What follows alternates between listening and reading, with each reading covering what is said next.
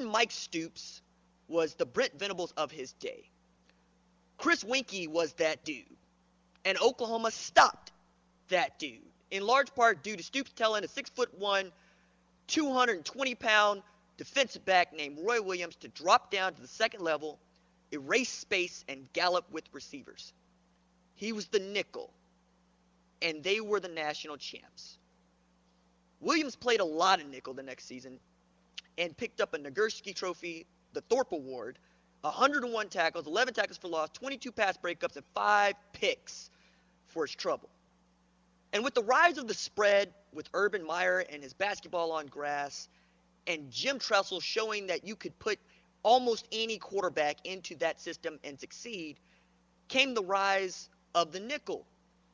This is a defense that Gary Patterson has been running since the early 90s back at New Mexico, because he found that he could recruit speed much easier than he could recruit strength. And he has built his reputation and the reputation of TCU based on those principles and his vaunted 4.25. Now, it used to be that the nickel was just your third best corner. Not a very highly ranked guy. Not a guy that you felt comfortable putting in on every single down. But that's no longer the case, and it hasn't been for almost, 2 decades now if you're paying attention.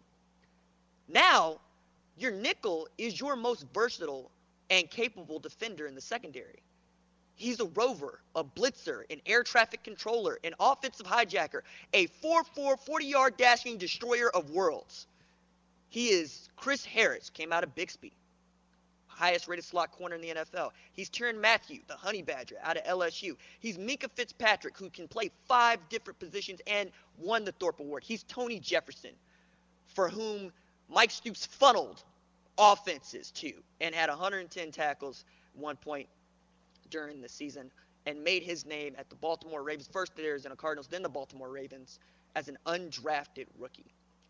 He's the Tavon Austin antidote. He's the DeAnthony Thomas trapper. He's the Tyreek Hill hunter. He's the Buckeye Bullet, the Bama Star, the Michigan Viper, and the Clemson cruise missile. He's the most valuable defender on the field against the spread and the air raid, which is what you're going to see if you're Oklahoma. At Oklahoma, the nickel in Alex Grinch's defense needs to be John Wick, Hitman, Baba Yaga, the Boogeyman. Or more to the point, the Bookie Man. The word is Bookie is winning over these new coaches, just like he won over Mike Stoops, just like he won over players and coaches as a true freshman. We forget that this guy was rated by everybody who voted for a Big 12 preseason ballot last year as the Big 12 preseason newcomer of the year. Yeah, he came in as a 5-star corner. And I would still like to see him play corner, but that just ain't going to be what it is at Oklahoma. At Oklahoma, he's the guy that they trust to play the most difficult position in the secondary. He does have the speed, even when he lacks the size, just like Tony Jefferson. He does have the demeanor to understand, to evaluate, and to lead. Last year, Caleb Kelly told a story about Bookie. And it was the kind of story that sticks with you. Because it was Mike Stoops yelling, and we all know that Mike Stoops yells.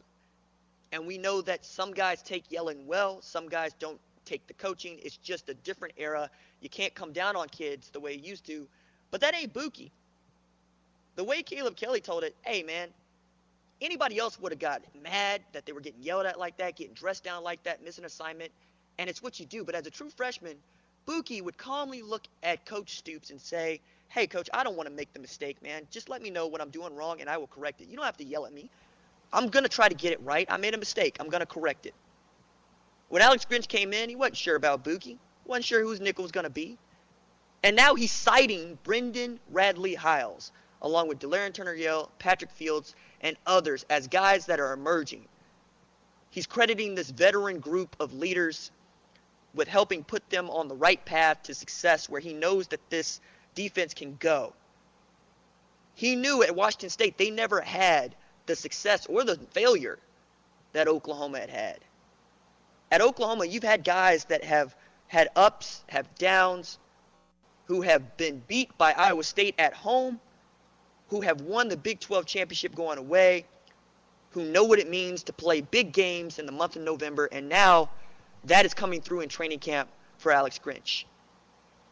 I believe that they're going to have success as a defense this year.